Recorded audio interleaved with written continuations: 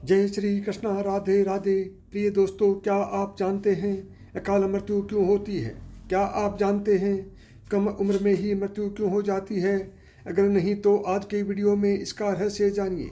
दोस्तों, धरती पर जिस प्राणी ने जन्म लिया है उसकी मौत भी तय है। यह एक ऐसा सच है जिसे बदला नहीं जा सकता। हम सभी जानते हैं कि पृथ्वी लोक में प्राणियों की संख्या इतनी है कि हर दिन किसी न किसी की मृत्यु होती रहती है। जाहिर सी बात है कि हर मनुष्य को मोक्ष प्राप्त नहीं होता। इनमें से कुछ ऐसे भी होते हैं जिनकी आत्मा सदियों से सदियों तक पृथ्वी लोक में ही रह जाती है। इसका कारण है उनकी अकाल मृत्यु हो जाती है। आपने कई बार देखा होगा कि आए दिन लोग सड़क दुर्घटना या फिर किसी आपदा का शिकार हो जाते हैं और अपनी जान गंवा बैठते हैं। तो ये अकाल मृत्यु आखिर क्यों होती है? प्रिय दोस्तों, साधारण मृत्यु के बारे में तो हम सभी जानते हैं और समझते हैं, लेकिन अकाल मृत्यु एक ऐसा विषय है जिसके बारे में कई बातें कही जाती हैं। गरुड़ पुराण के अध्याय में अध्याय 7 में लिखा है कि अगर कोई प्राणी भूख से तड़प कर मर जाता है या किसी हिंसक जानवर के हमले के कारण मृत्यु हो जाती है या फिर जहरीला पदार्थ का सेवन करने से या फिर पानी में डूबने से अगर किसी मनुष्य की मौत हो जाती है तो ऐसे मनुष्य को अकाल मृत्यु की श्रेणी में रखा जाता है। अकाल मृत्यु कैसे होती है? दोस्तों, अकाल मृत्यु किसी कारण से हो सकती है, फिर चाहे वह किसी रोग के कारण हो या दुर्घटना के कारण। ऐसे में मनुष्य अक्सर यही सोचता है कि काश ये उनके साथ नहीं हुआ होता तो शायद उनकी मृत्यु नहीं होती। गरुड़ पुराण में विष्णु जी के वाहन गरुड़ राज ने श्री हरि से यह प्रश्न पूछा था कि जब वेदों में मनुष्य की उम्र 100 साल निश्चित की गई है तो उनकी अकाल मृत्यु क्यों हो जाती है? इस सवाल के उत्तर में श्री हरि तर्क देते हैं कि यह सच है। वेदों में मनुष्य की उम्र 100 साल निर्धारित की गई है, परंतु इसमें दुष्कर्म को नहीं मिलाया गया।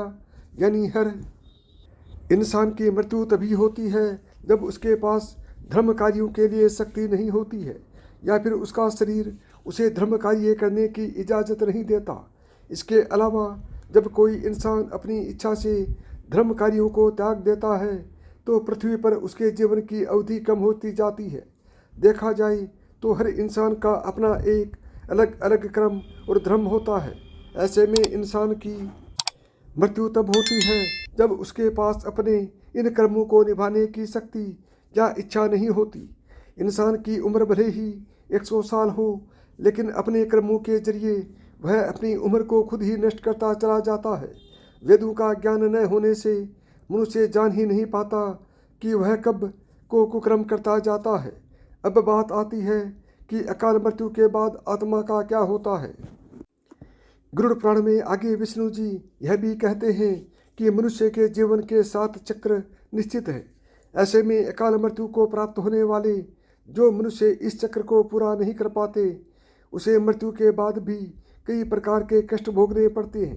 दरअसल अचानक ही मृत्यु होने की वजह से मनुष्य की इच्छा, कामना और तृष्णा बनी रहती है जो कभी पूरी नहीं हो पाती।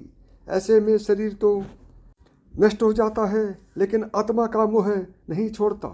इस स्थिति में अकाल मृत्यु वाली आत्माएं अपने परिजनों या जीवित लोगों को कष्ट पहुंचाती हैं और अपनी मनोकामनाएं पूरी करने का भी प्रयास करती हैं। गरुड़ पुराण में बताया गया है कि प्राकृतिक मौत से मरने वाले मनुष्य को 3, 10, 13 या 40 दिन में दूसरा शरीर प्राप्त हो जाता है, जबकि अकाल मृत्यु वाले व्यक्ति भूत, प्रेत, पिशाच, कुष्मांडा, ब्रह्म राक्षस, बेताल और छत्रपाल योनि में भटकता रहता है। उनकी आत्मा को आसानी से शांति नहीं मिलती। आपको बता दें कि अकाल मृत्यु में आत्महत्या को सबसे निचले दर्जे पर रखा जाता है। मृत्यु के कितने भी दिन बाद जन्म मिलता है, ग्रंथों की दृष्टि से यह एक घिनौना करते हैं। भगवान विष्णु जी ने गरुड़ पुराण में इसे ईश्वर का निरादर और अपमान कहा है। वह कहते हैं कि आत्महत्या करने वाले मनुष्य की आत्मा पृथ्वी लोक पर तब तक भटकती रहती है जब तक कि वह प्रकृति द्वारा निर्धारित अपने जीवन चक्र को पूरा नहीं कर लेती। ऐसी आत्मा को ना तो नरक लोक में जगह मिलती है और ना ही स्वर्ग लोक में। ऐसी आत्मा को मरने के बाद भी सबसे कष्टदायी स्थिति से गुजरना पड़ता है। यह आत्माएं अपनी तमाम इच्छाओं की पूर्ति के लिए अंधकार में तब तक भटकती रहती है जब तक कि उनका जीवन चक्र पूरा नहीं हो जाता। आत्महत्या करने वाली आत्माओं के कष्ट को तो नहीं कम किया जा सकता, लेकिन गरुड़ पुराण में अकाल मृत्यु को प्राप्त मनुष्य की आत्मा की शांति के कई मार्ग बताए गए हैं। अकाल मृत्यु से बचने के लिए मंत्र भगवान विष्णु बताते हैं कि किसी मनुष्य परिजनों को नदी या तालाब में तर्पण करना चाहिए। साथ ही मृत आत्मा की इच्छा की पूर्ति के लिए पिंड दान और दान पुण्य जैसे सत्कर्म करने चाहिए ताकि उनकी आत्मा को जल्द ही मुक्ति मिल सके।